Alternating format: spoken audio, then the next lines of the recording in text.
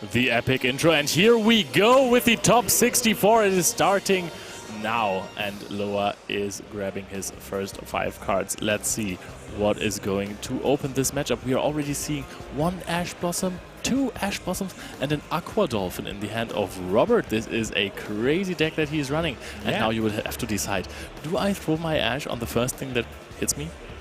I mean, we have not even talked about the deck that Robert brought to Top Cut here, and it's just Mikanko casually. We haven't even seen it anywhere on the featured match or in the tournament at all, but here he is in top 64. And of course, from now on, there's no more losing. It will be the winner goes on, the loser goes out from here on, top 64, top 32, and all the way onto the finals at some point. And we are starting with the race-off, with the Kashtira part of our deck here first, but there's the Mannadium card as well. Yeah, Mannadium has actually shown a decent turnout this tournament. Kind of surprising just because of the amount of different engines that we can fit into this deck. But it's all coming together here for Loa. And of course, as mentioned, Robert is on Mikanko, a deck recently coming out in Master Duel, the strategy revolving around sort of going second, performing these crazy OTKs. And Robert here probably won't feel too bad about losing the dice roll here, but Loa will obviously be really ecstatic playing this sort of big hitting combo deck, as we are going to be bringing out our first Mannadium also with the YCS Starfrost to combo that together with. Beautiful Starlight YCS Starfrost triggering the Meek in the graveyard, and that's a very good start. And I think Robert's version of the Mikanko deck that he chose to bring is not that heavily focused on going second, because he's also main decking a couple of Infernoble cards, and we also saw the Aqua Dolphin, for example. So I think he can do a whole lot of stuff going first, and I think if he would have had the choice, he would have rather went first. But it is on Loa to combo off here first of all. Especially if you know that in Top Cut you might already know what your opponent is playing. If you know that you're playing versus a Mannadium deck, you definitely want to start the game, especially if you have a decent first turn. And Loa is already comboing off. The Obsession got ashed, but Obsession has another effect. You can banish it from the graveyard and then special summon a monster that has the same stats as YCS Starfrost, basically, or YCS Starfrost from your hand to the field. And that is exactly what happened. We normal summoned the Meek after that. Starlight Frost was activated. This is a big combo. I don't even know if the Ash did anything. Not really too much, that's for sure. And I really love the deck that Loa brought, because he's really actually running all of the field spells. He's running Calarium, Race of Pearl Rhino, and Phobia. Actually all of them. And he found a very, very neat feature to access them even more consistently, because he's running the Revolution Synchron, which then gives him access to Ancient Fairy Dragon in the extra deck, and then he can just fetch out whatever field spell card he likes. Yeah, it's pretty funny that we're incorporating every single aspect of YCS Starfrost in this deck, all 4 field spells, and as you mentioned, connecting them together with that Ancient Fairy Dragon recently brought back with the new card text, only once per turn now. Not going to be able to get all of the field spells, but we'll be putting in work regardless. Here's the third. Yeah, exactly. It's already 3 out of 4, so he's going quite strong here. Honestly, with this deck, it's just meant to be, right? This is a YCS winning deck list.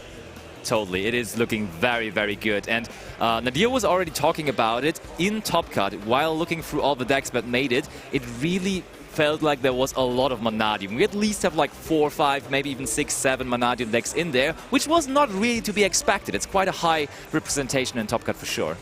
Yeah, there's just so many different spreads of decks that we've seen here. We were looking through the pairings just before this, trying to pick a feature match for you guys, and there's a lot of exciting action. There's a lot of Tearlament, a big mix of Unchained and Pearly, as kind of to be expected. But yes, I was kind of surprised at just how many people were on Mannadium, and it's working out pretty well here for Loa, as he uses the Baron here to pop the Meek, allows it to float and continue some more combos. The Cross Sheep, of course, will be able to bring out Astral out at some point and go even further. It's a really, really big combo deck, Mannadium, and it's really cool to see it popping off here going first, as we've summoned out YCS Amritara, who will be able to search out the Omni Negate trap card. Yep, Reframing has been added to his hand, and he's far away from being done here. He has just started.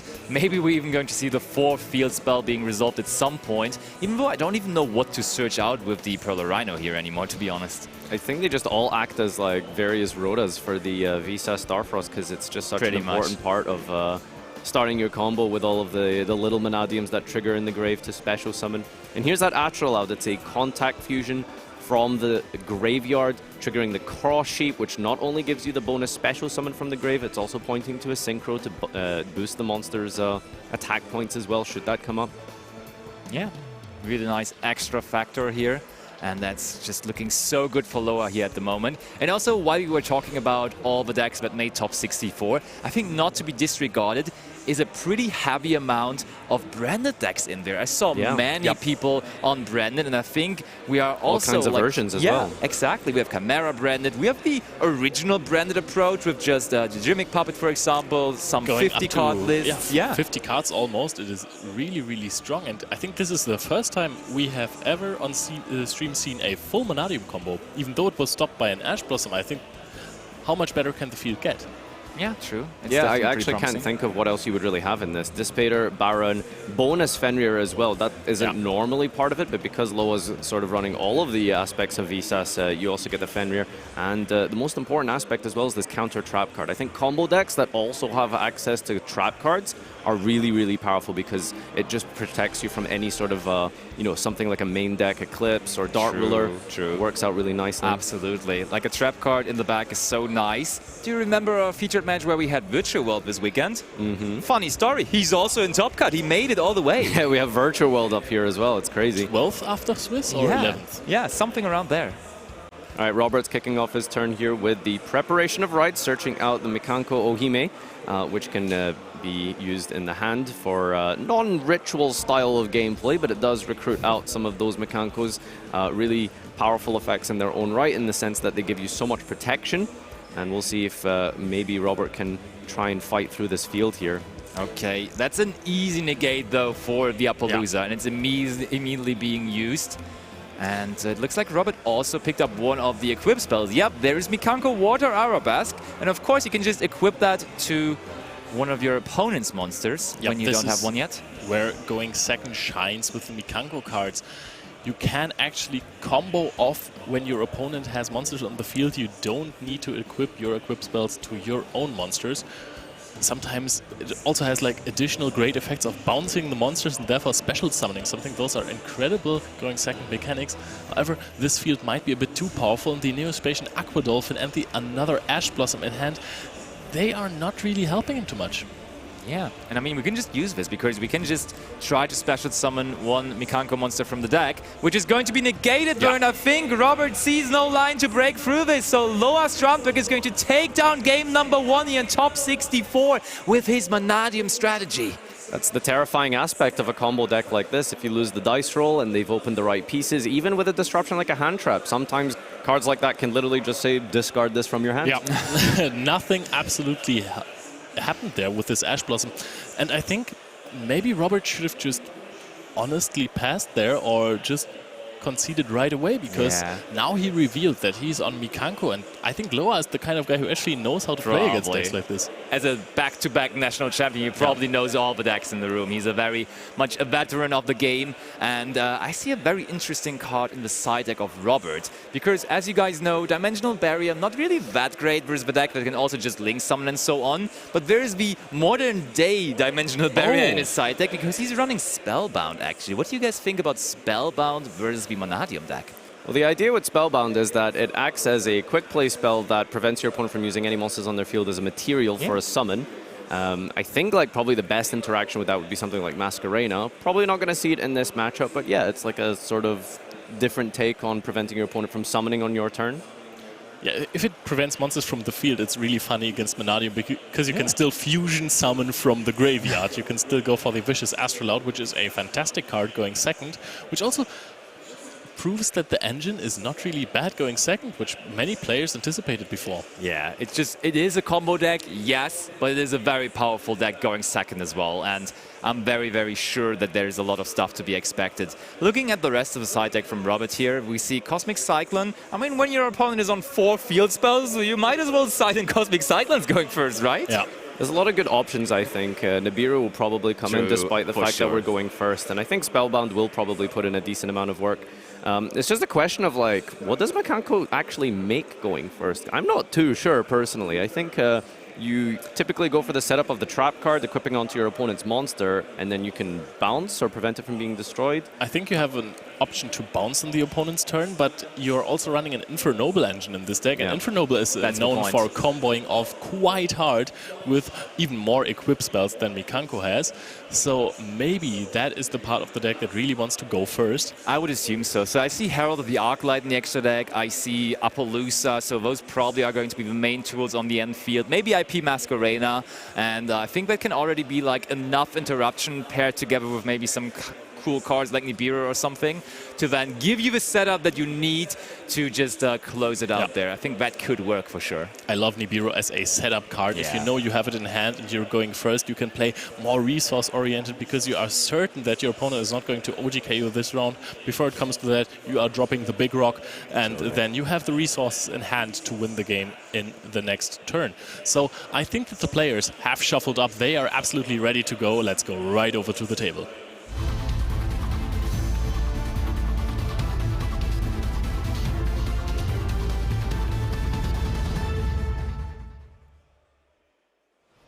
Going first in game number 2, at least I think Robert will choose to go first here, although there are sometimes strategies where you can just let your opponent start just to throw off their siding patterns and stuff like that. However, against a deck like Mannadium, I think you probably want to start. You can't really risk a deck of that sort of ceiling getting to go first uninterrupted. So it looks like Robert is going first here, picking up a Prosperity.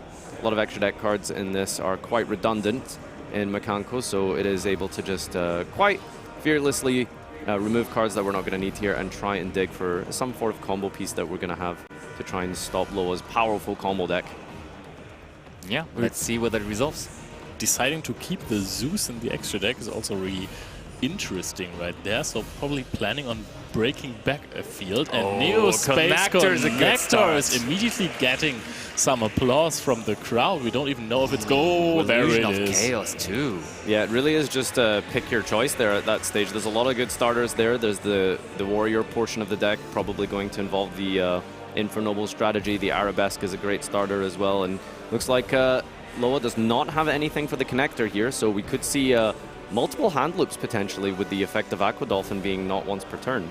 Or rather, a not hard once per turn. But I mean, we are for sure going to have knowledge about the hand as well, because that's the cool thing about the Aqua Dolphin. It does not only discard something, but it will let you look into the opponent's hand, and there we go. So we're all going to see what's in there. Lightning Storm cannot be discarded, of course. And is there even something we can discard overall? I don't think there is. No. Loa just picks it up again. We're going to take some life point damage here, but the important thing is that we do get the knowledge despite that, so I think that's really important.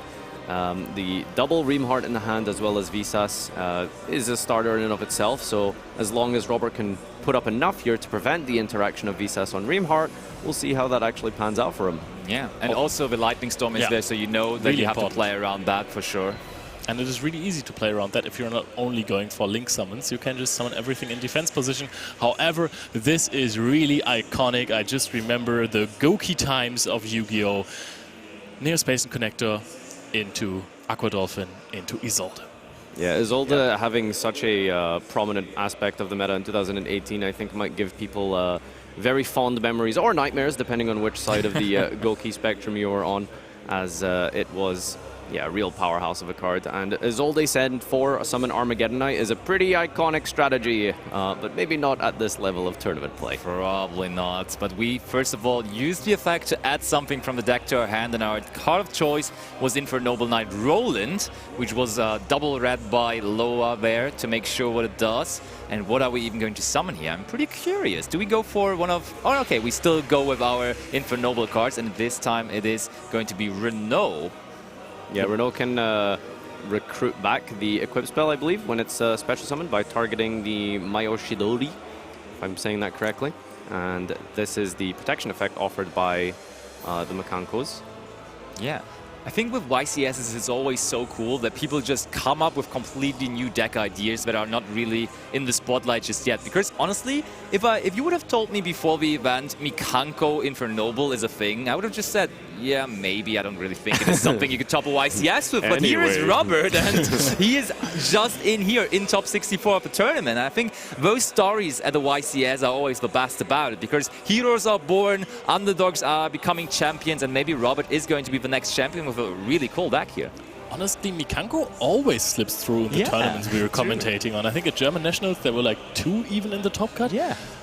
What a crazy deck, and never on stream has it performed so far, so I'm really curious to see what this uninterrupted Mikanko compo is going to be like. Totally. We've got the summoning out of Hare here with Arabesque from the deck, and then we will probably at some point get to Huli, and that gives you the protection effect. But it looks like we're going to search out the trap here, I think, with the Hare, which... oh, no. Okay, no, we're actually going to go for Fire Dance. I think the trap is already sitting in his hand, and therefore he doesn't need to search it anymore. And Loa, even though we guessed that he knows all those cards, is definitely making sure to double read all of them. And I mean, even if you do know what they do in general, it's always good to double check. Maybe you missed a little thing about it, and then you just want to make sure to have complete information at that stage of the tournament especially. Gonna make sure you double check those conditions and restrictions. You know, sometimes you might be caught out with like a little, you know, this card can't be targeted, or this card's once per turn, so important to read your cards. Classic advice for Yu-Gi-Oh players. Yeah, and I mean, this card can't be targeted is a pretty good thing for Mikanko cards, because yeah, that's a thing they have with them, that it's really tough to go after them with targeting effects. It's kind of their whole gimmick and theme, is that they are offering a lot of protection effects. Looks like we're going to continue off with a Synchro Summon. Okay, nice. I guess this is how we reach Ohime at some point. I'm sure this Herald will hit the field, hit the grave at some point to get a search. That's actually a good point. Although just leaving it up here could be pretty decent. Yeah, it's just a good interrupt by itself.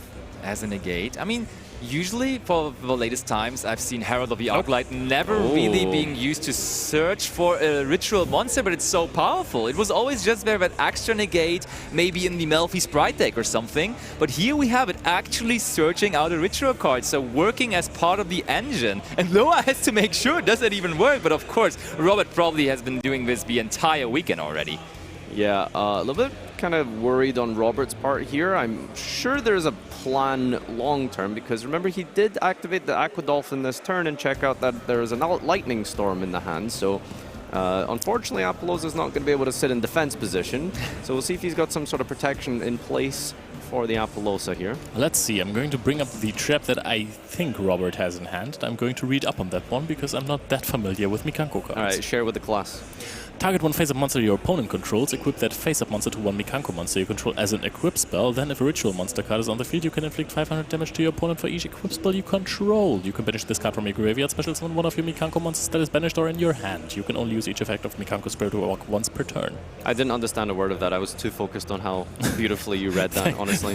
Yeah, the way he changed his voice, right? He never talks to us like that. He just does that voice when he's reading out cards. It's okay, but let's see. That Spirit Walk is the only trap card he has in hand, but he's not done yet. Okay, we are this time even ritual summoning out the Ohime by using the ritual spell of the deck, which is the... Or no, it's not even the ritual spell, but it's the Great Mikanko Ceremony. It kind of is a ritual spell, but it's not a ritual spell, if you know what I mean. Yeah, it has the same color, right? So I guess that's close enough. It actually summons out and ignores the summoning conditions. So technically not correctly ritual summoned, but we can add back Hule here and the Mia Shidori. Or special summoning out the Hule. Yeah, we're setting up quite a bit, and now, importantly enough, we do get to summon those cards in defense position, and there is the second trap card that we're adding there, and that is going to be Rivalry. Mikanko Rivalry indeed. So I believe the idea, could be wrong here, is that Rivalry can be used to be equipped onto the Apollosa, and that protects it from the Lightning Storm, I want to say. Yeah, that works. All right, let's see. 2 set cards here, and we're retrieving the Arabesque. Ooh, Arabesque onto the Apollousa already. Okay, so Apollousa is equipped with an equip spell already at this point of time. But does that generally also protect it? Yeah, the equipped monster cannot be destroyed by card effects. Yeah, perfect. Fantastic. That works. So people are wondering why you would put that Apollousa there in attack position, but we have now found a solution to it. So if this is like the perfect end field that you can have, there are, I think, 3 words that are really scaring you. It's enter battle phase. No Omnis, I think, here, so it will be quite a terrifying card to contend with. But I actually haven't seen too many evenly matches in people's side decks this weekend. Yeah. And I wonder why that is. I guess there's just so many good boss monsters to end on that keeping something like a Noir is probably not really ideal for a lot of players. But We got this Lightning Storm, probably just going to go for the spells and traps here. Which is still really good. Yeah, it does force out the... Oh, no, Wow. that's just Rough. resolving. That's an instant +3 there on the field for Loa. That's huge. I was sure that Hewley protected the equips, but apparently not. It's only the Mikanko monsters that are protected from Hewley. Yeah. I mean, we built all of that up just to immediately get all of our cards taken away by the Lightning Storm we already knew about. So Yeah, what's I the mean- Cosmic gonna do now? Yeah, it's kind of lonely without any other spell and trap cards on the field, true. Alright, well, just a 3-material Appaloosa, which admittedly is quite strong in its own right. Oh, okay, we picked up Fenrir. Okay. Even match for the Appaloosa, I want to say. Yeah, it's pretty good. Oh, but Ohime is going to use its effect, which is, of course, a quick effect, so we can also do it on the opponent's turn. And you can target one equip spell in your graveyard to equip it to one appropriate monster on the field, and that is going to be the Reflection Rondo right there. And that means we are now having a Kshira Fenrir on our side of the field. But there is the Cosmic Cyclone that is oh so strong, and I think that just actually does something. It can just... Okay, maybe this does not work that way. It must be protected, I think, right? Surely, otherwise you would just Cosmic this equip spell.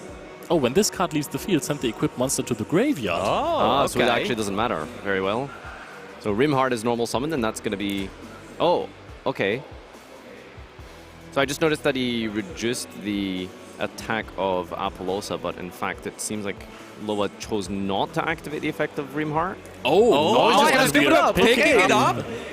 That was more than enough by Robert. Mikanko winning game number 2 here in tip 64 of YCS Dortmund. I can't believe that we set up that whole field knowing that Lightning Storm was going to be such a problem card, but It regardless... still wasn't enough. Yeah, the, We just- the Ohime protection plus the Appaloosa was just too much. We just snatch-stealed the Fenrir. That's it. You know, stealing only is the best way to protect your cards, I suppose. You know, if you can't win with your own, take your opponent's Fenrir. That worked out nicely there for Robert. I was worried for him for a sec after that Lightning Storm for real, but it didn't matter. He still won. Imagine how crazy this deck gets if you actually get to use your trap cards. Oh, stop it. That's too much, really. But I mean, now, of course, Loa, again, with the combo deck, going first, having the option to silent even more cards. But I think very understandable, he's not even bringing too many going first cards, because by nature, his deck going first is just a powerhouse. So why would you silent cards like Anti-Spell or stuff like that? Because your deck on its own is just so powerful already. I think the thing I'm worried about is that Loa does have quite a strong engine, obviously, for going first. It's built to go first as a crazy combo deck, but Droll and Lockbird is in the side, and I think even if you're going first, you probably want to bring that in against Mikanko. There's a lot of searching and recruiting in there. Maybe also Cosmic Cyclone, because I think this is a fantastic card going first against Mikanko, because this Reflection Rondo, you just really want to banish this, because otherwise you're going to lose your strong monsters. Yeah, that's absolutely true. There's a lot of good options in here for Loa, I think, for going first. But even just taking a look at Robert's side deck, there's definitely a lot of anti-combo in here. We've got 3 copies in Abiru, we've got DD Crow, which could be okay, I think. There's a decent amount of graveyard interaction. You can go after I think if you hit or something, or maybe the Visa Visas at the right time, I think could be pretty good. It does limit off that Cross Sheep. But Droplets is a huge second card. That's an incredible card to have in this matchup. So much of this is going to come down to comparing these defensive and non-engine cards and see, I suppose, who can prevent the other from playing the most. And yeah, this is really exciting to see what's going to happen here. One technical question to check back in on game number 2.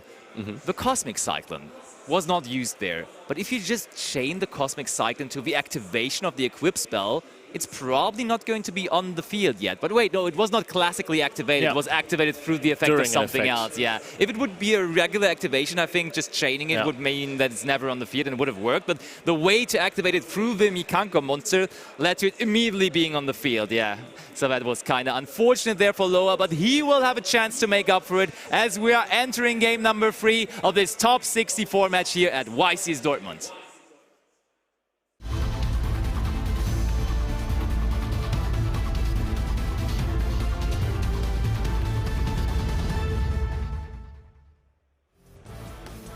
Game number 3 here starting off, and Loa is most likely going to want to begin here and yeah, try and do much of before. Set up that crazy, amazing combo, as well as setting the Omni Trap card. And we can see that Robert has picked up an Ash Blossom and Imperm in his hand. Yeah, multiple interruptions this time. Definitely looking better than in game 1. But those aren't high impact interruptions, you know? Yeah, I think that's the thing, right? Like typically you would want to see that side deck Nibiru potentially, but we'll see if Ash and Imperm combined together is going to be enough here. because this is already crazy. If you're having Ash and Imperm, this is 2 out of your 6 cards here that you will have. And if the Fenrir is already there, this thing doesn't care. Yeah. Fenrir, search Fenrir. No drone Lockbird anywhere to be seen. And Robert really wants to make sure how to go about this. I think that is a kind of nice to go, kind of a nice card to go for with Ash Blossom. But Robert does disagree, and we are searching out the Scareclaw Rai card there. I think it's always one of those paradoxical situations where if you Ash one card, they might have the other one, and then if you Ash that one, they might have, you know, it's, I like to call it the Alistair paradox, you know. Oh, but we go for the Rai card as our Ash Blossom target. A normal summon Rai card. Yeah. Yeah, that's actually probably the best part of this, I think, in terms of his options. But despite this, I think the Rai card can just be made into the Light Heart. The Light Heart can get a field spell, so there's just a lot of plays still available, I think. Yeah, and he also has Riem Heart in his hand, a Droplet, and I think Scareclaw Kashtira. Okay, as you were anticipating, we just immediately linked that Rai card off to go for Light Heart. Grabbing ourselves field spell number 2 for this game. Yeah, keep a counter. Where is it? Oh, there we go, Reichphobia. So Reichphobia I don't think offers too much for this deck other than just the activation search. I think you probably end on Calarium at some point here, but we'll see if he's got enough gas in the tank to keep rotating out those different versions of Visas, and we'll see if we can also put up something like Apollousa. Yeah. In a world where we've saw Loa end on something like an Apollousa, I'm just wondering if there's a world in where you wait until your own turn to use Imperm on Apollousa, but you might be worried about that also being developed with a Baron, I guess, right? True. Reichphobia, I think mainly going second is a nice tool for the on-field effect because you can actually destroy opponents' cards. Yeah. And now, do we go for the Rhyme Heart? Do we want to Imperm that? Robert really saying, I need to consider this. And he better takes his time about it, and there it comes, Imperm on the Rhyme Heart. And now is this what's stopping the combo? We know that Loa has one more card that he can use, which is the Scareclaw Kashtira. He has a Fenrir in hand, which cannot be used currently, and a Droplet that is also not going to help his case. So does he get anywhere with summoning the Scareclaw Kashtira right here? A lot of hand traps and disruptions coming off here, and just alone and by themselves, Ash and Imperm not exactly amazing against Mannadium with the right hand, but when you start pairing up multiples of them, it's going to be quite hard to really extend if you don't draw those right pieces here, and it doesn't look like it. We Set are and just pass. passing over. Robert nodding his head, realizing his 2 interactions were good enough, and he picks up Prosperity for turn. Huge pickup as we begin our game 2 here, because Prosperity can dig for whatever he feels is necessary to beat this semi-underwhelming field. We just have a back row and a Fenrir, and so we can go for some defensive cards, or we can probably try and get a starter into our hand.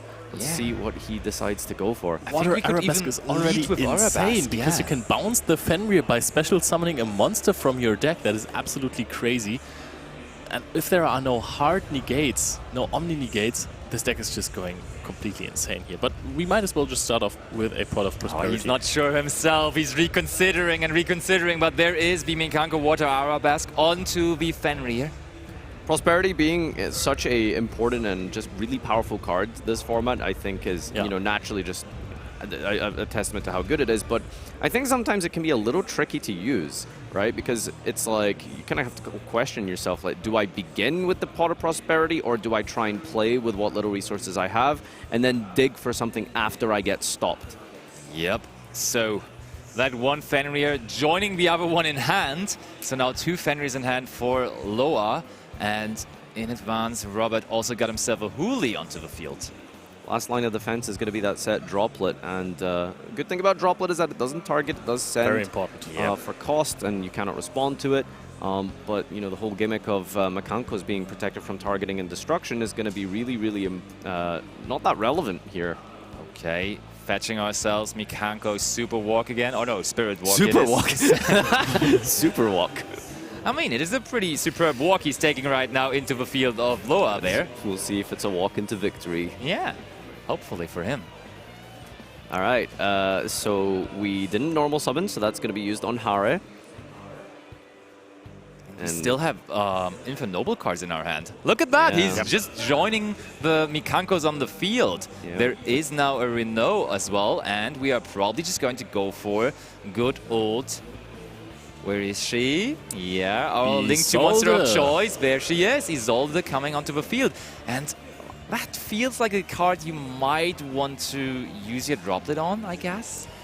Yeah, I think the droplet, if at some point you're going to use it, this might be the best place to try and use it, because it's an incredible card that just fetches you into the rest of your combo, and I think it just makes the most sense here. Yep, there we go, dropletting it. The great thing about Isolde is that sending equipped cards is a cost, so you can actually still send cards to your graveyard that just special summon out monsters if you want. Yeah, and sometimes against like real decks like Infinite Noble that are really focusing on the warrior part of the deck, you would be like, yeah, you don't really want to use the droplet on the first effect of Isolde, because the second one could still be used with a second Isolde later on, but in the extra deck Robert, there is only one Isolde, so he's not going to be able to special summon out from the deck, but as we see, he's still going to be able to send some equip spells here to the graveyard, because as Leo said, that was a cost for the effect.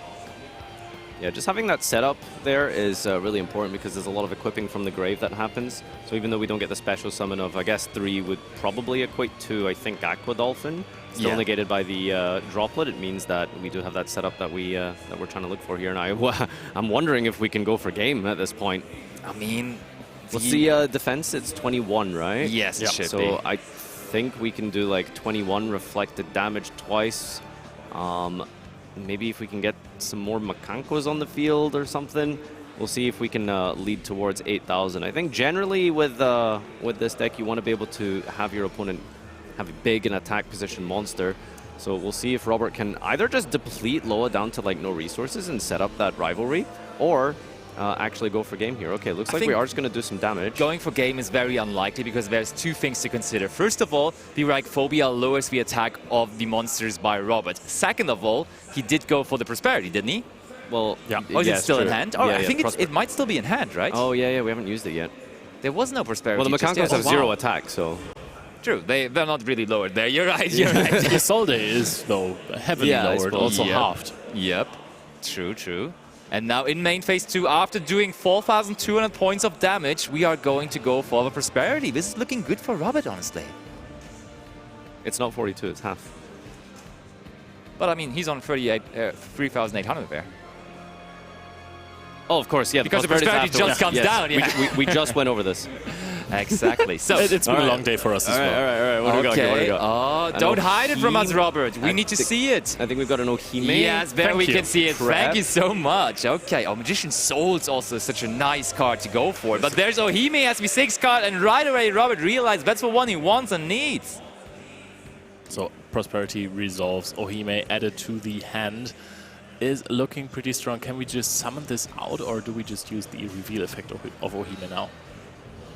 Okay, Ohime effect, revealing itself, going into the deck right away, and there is the ceremony we also had last game. Yeah, so I think our same setup that we did in the last game is probably what we're going to end up with here. Discard out of the hand from using the Ohime, and it means now we can go for the Mikanko ceremony, special summoning her out, and we're going to be able to transfer equips on our opponent's turn here.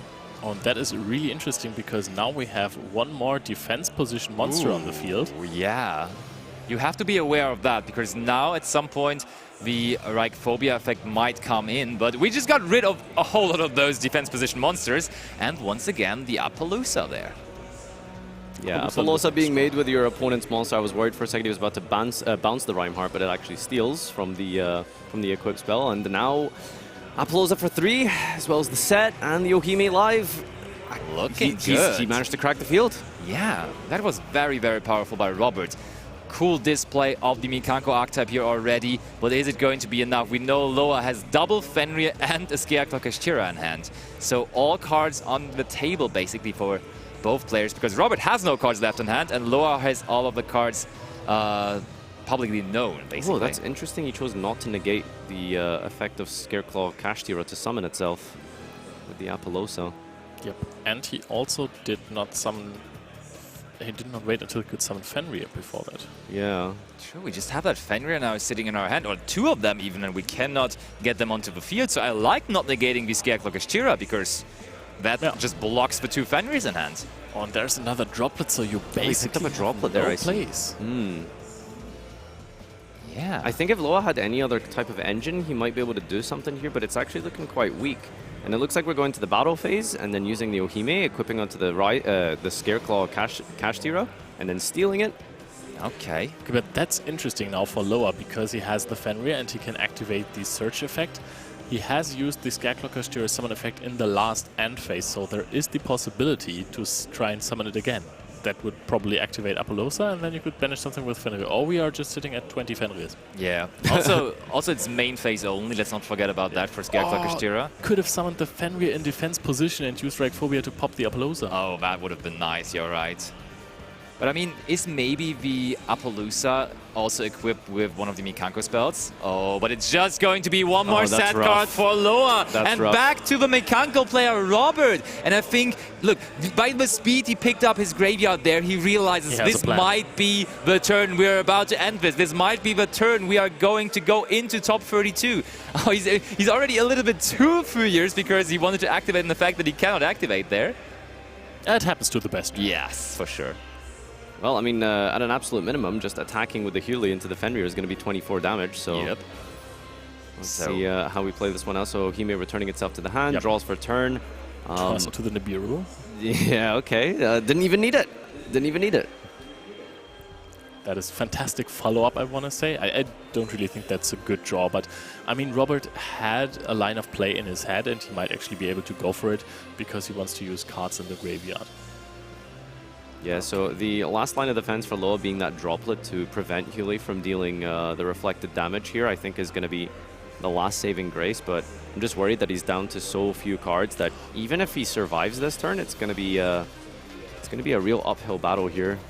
Imagine he's attacking with the Scareclaw Kashtira, because droplet can't even half the defense of Scareclaw Kashtira, and it would still attack over the Fenrir, but I think, yeah, you would attack first with the Huli. Okay, so I think there's currently a little bit of a judge call going on, but they have come to a conclusion, so we might as well stay with the table because the players are going to pick up play again here. So Mikanko as a strategy, thoughts? I mean, now I'm a fan. Now you're a fan. Now that you're putting me on the spot, it looks pretty good to me. Now you're Ohime's #1 soldier. Yeah. I think I will just play that from now on. That will be my new You're deck. gonna ditch Plunder Patrol? Probably, yeah. Mikanko looks better to me right now. Wait, you're a plunder spieler? When did this happen? Yeah, since did I miss this conversation? Since Euros, because there was a plunder player doing pretty well in the tournament, and then okay. I always pick out the cool decks, I guess. Okay, but now back to Robert, because he's certainly the best Mikanko player left in the tournament, and he's about to maybe move himself into the top 32 just in this turn. So we have Apollosa, Huli, and the Scareclaw Kashtira. There is one droplet left, and we have the Fenrir as well. Can this be enough for Loa? Because, I mean, Fenrir and droplet are actually kind of okay. You can use the droplet to get rid of your own Phobia and a Fenrir in hand, possibly negate the Apollosa plus another monster that is threatening you, and then activate Fenrir and then banish something else. So actually there is quite a lot to think about if you're Robert. For sure. Quick ruling question. Can you activate Forbidden Droplet onto a monster of 0 attack? No. Probably not, right? That's what I would be thinking. Because otherwise negating the Huli might be good, because when he tries to attack with it into the Fenrir, and then you just dropped it and it gets destroyed by battle, it would be nice, but due to the fact that it has 0 attack, I don't think that works. Yeah, I think we have also clarified this yesterday with the skill drain issue. The attack halving comes first. So if there is a monster that attack can't be halved, that's a problem. Yeah, probably. So we are going to have that ceremony in the graveyard, getting the Ohime out onto the field. You know, it is the game shot here from Robert's perspective. It really is quite as simple as attack, attack. However, they are going to probably have a bit of a conversation on how this droplet will interact, because it's an extremely important part of this this matchup here as we... Okay, I've just been informed that there is going to be an appeal situation still for the last ruling, so we should get it back over to us and we will have a little very sorry, we will have a little chat in between those games to kill some time here. So, I'm a Mikanko player now. Leo, are you a Mannadium player? Because you have been really, really happy about that deck all day long. I gotta be honest, Mannadium feels really incredible, especially for this format. However, I think this is one of those classic situations where we enter a big tournament. Players have been preparing for a month already, and they have decided, okay, this is a control format. I'm not going to play any high-impact hand traps.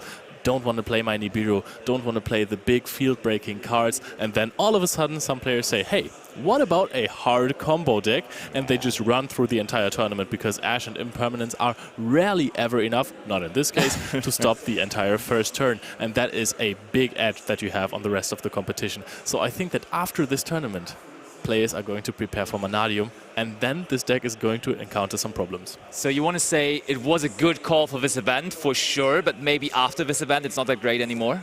Exactly. Okay, I see, And it is the same with Cosmic Cycling every single time, by the way, but that's another story.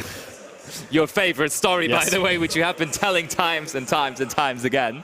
why don't you tell us about Salamangreat again? That'll be another interesting story. Yeah, absolutely. So I just think, looking over to the table, it seems like we have everything resumed. So let's go back over there and see how this game turns out. All right, so just some clarifications on the sides of the judges with the players here, and play will resume on Robert's part. It looks like we might be in the battle phase right now. Yep, it does appear to be that way as we declare an attack with Huli. And now, of course, Loa considering whether to use the droplet here. Maybe not sure himself whether he could actually use it onto the Huli. Yeah, this is going to be the most important droplet of Loa's life here. I mean, maybe he has used the droplet in his national champion finals, but droplet is going to be activated. Now we're going to figure out if this works, if he even wants to use this on the Huli. We send 2 cards here. Yep. And his negates of choices are Apollosa and the Huli. Can you use that on Okay, Huli? okay, Well, let's pay some attention. Is that going to work here? looks like it does. Seems like we do successfully negate a monster of 0 attack. Yeah, so the Huli runs into the Fenrir here. The protection effect does not apply because it's negated by the droplet, and the equip spell also does not offer that type of protection. So Apollosa will be... I was trying to remember how rulings work with Apollosa. So it's negated, but it's still half of its attack. And I think in the end, so it doesn't go to 0 because Apollosa's effect is to gain attack. Yep. But I believe it's set to half of its attack. So Apollosa will remain with a negate in the end phase for Loa's turn. But I think it's a very weird ruling in which, in the end phase, then it completely loses its attack. I think in the end phase it goes down to 0 attack for some reason. I know the ruling, and it is halved now, and then in the end phase it goes down to 0 attack for some reason. Right. Don't ask me about it. Okay. So 1,200 and 2,600 defense point of Scareclaw Kashtira. This is... Wait, what? Okay. So yeah, this is exactly what's being discussed here with the judges. How much attack points does Apollosa have? It should be half of it. Oh, and there's the handshake. This was exactly 3,800. The Scareclaw Kashtira in defense position and the halved Apollosa. Scareclaw, of all things, coming in clutch there for the game shot. Unbelievable. Wow. Mikanko, ladies and gentlemen, in top 32 of YCS Dortmund here in 2023. Who would have thought that?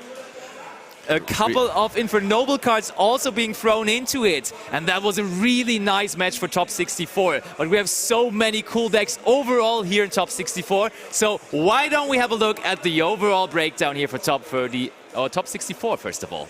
Wow! Let's go! Tier Elements are back, baby. Graveyards have been on the menu. Unbelievable. Can you imagine that we spent so long with tiers being just on the total outskirts of the metagame for the last the whole year, basically, with the incorporation of Photon Hypernova. Now that Arise Heart is gone, we're we're Mannadium. Yep, Oh, they yeah. are back in a very different fashion, but they are absolutely back. And honestly, one very big surprise to me. Yes, Tielemans made its way from third place into first place, but what happened to second place? Where's all the Pearly players? They just have completely been eliminated, Yeah. probably somewhere in the other category. But that's impressive that they converted so badly. And also we see Mannadium made its way into the mentioned category, so there are a couple of decks in there. And then Dragon Link also making his way out of the other category there. I mean, Dragon Link is basically, now that Kashira Arisard is gone, the natural enemy of Tielemans. You only have 3 names that you can activate to fusion summon with in Tielemans, and if the Bestials come around the corner, it is going to be tough. Also, once again, I think, again, this event scenario, right? Now people are going to prepare more for Tielemans, probably siding in some more Bestials. I don't think that we're ever going to get up to 9 Bestials in the main deck again, possibly 12 with the introduction of Baldrake back then. Magnamut's at 1. yeah, Magnamut's at 1. Oh, yeah. Good point, 10. for sure. Okay, let's play 10 Bestials. Yeah, it's actually unbelievable just how much this is sort of reversed in and of itself. You know, time is a flat circle. We're back to Tielemans once again, for better or for worse. Some people might not be so fond of Tielemans coming back, happy. but you have to prepare. And would you look at that? I'm happy to see it. I am absolutely ecstatic. We have always been enjoying it for sure. We were really puts big on a fans great of show. the deck. Absolutely. I mean, the featured match we had for round 12 was absolute insanity. We really enjoyed that. But still, let's not disregard how big that other There's all category kinds is. of things there. We know there's Virtual World. We know there's Drytron. A whole bunch of rogue strategies are Is out this there, 2020 honestly. again? so many very interesting decks. But let's hear from the guy that actually brought Mikanko Infernoble to the tournament. Let's go over to Ad and the winner's interview. Welcome, guys. Yes, I am joined here by Robert, who's just won that top 64 feature match, making his way into the top 32 here at YCS Dortmund. Robert, how are you feeling? Fantastic. It's my first YCS top, so I am extremely happy that also my first feature match went well. Not only did it go well, you actually just beat the back-to-back Swedish national champion. How does that feel? Feels pretty good. Feels pretty good. Yeah. Excellent. So talk to us a bit about Mikanko, because quite an underrepresented deck, but clearly very effective, especially against Mannadium, one that we are seeing quite a bit of play, especially in this top cut as well.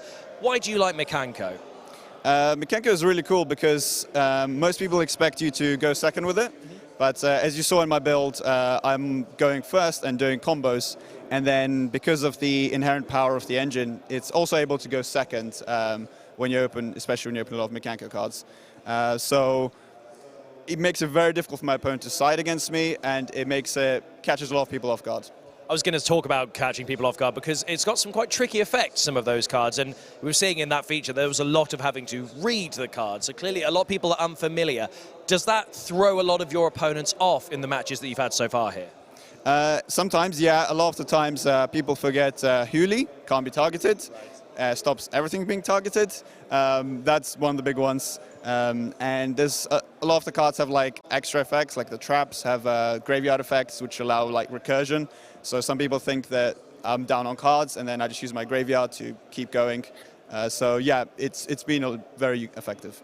Incredibly effective because you've just won that. So let's go through the games. There was a first one, Loa sort of ended up taking game one, bit of domination. How are you feeling in that moment? Did that worry you? Were the nerves kicking in of the feature? No, I mean, not really. The game one, I knew I opened a lot of going first cards and won Ash Blossom, and he had the Calarium, he had the Fenrir, he had everything, so I knew I was going to lose. It was probably not worth it. But then, yeah, the end board was a bit too overwhelming for me to beat. But yeah, I was still confident game 2 and 3 I'd be able to pull it back, you know, game 3 with a side deck. Boy, did you pull it back. So in that second one, you built a really good field with the 4 back row, but then it got lightning strike. What have I written here? Lightning storm. Sorry, I don't know. I've written lightning strike down for some reason. It got lightning stormed. And so when you've lost that back row, obviously a lot of the Mikanko spell effects quite useful. How did you feel when you lose such a strong back row? I already knew his hand because of the Echo Dolphin, so I knew there was the back removal wasn't particularly good because the Apollosa would basically carry the game, and the Ohime equipping the Arbestia Apollosa protects it from card effects, so that was the thing I was mostly trying to protect in our board, because that was going to be my win condition against the Mannadium board. So basically ended up with Loa scooping. Then we get into that game 3. It was quite a battle of attrition. You built up a huge field, great use of effects, but also you played around not 1 but 2 droplets in game 3. So talk to us about what was going through your mind during those moments. You seemed just pretty confident and knew what you were doing. Yeah, so the first droplet was on Isolde, which I was not very worried about, because the cost of Isolde is actually the good part for my deck.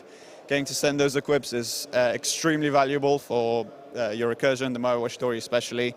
So I was not really worried about the first one. The second one, I saw it coming because it set 1 card, so I was like, it must be droplet. But I had enough cards. I had the trap to steal the Fenrir, and then Scarecrow Cash could also attack. So it was, even if droplet for everything, it was still being game. And certainly was game, and you've taken it all the way now. Do you reckon you can continue through the top 32 all the way to that final with Mikanko? I'm just going to take it 1 game at a time, see how it goes. And yeah, I'm already ecstatic to have gone this far, but I'm not going to let my sort of guard down and just try my best, see where I am. You're a smart man. That's the wise thing to do. Keep focused. Just take it 1 game at a time. Best of luck to you in that top 32 cut. I hope it goes well for you. Perhaps we'll see you in the final. Who knows? But, you know, good luck. I hope it goes well.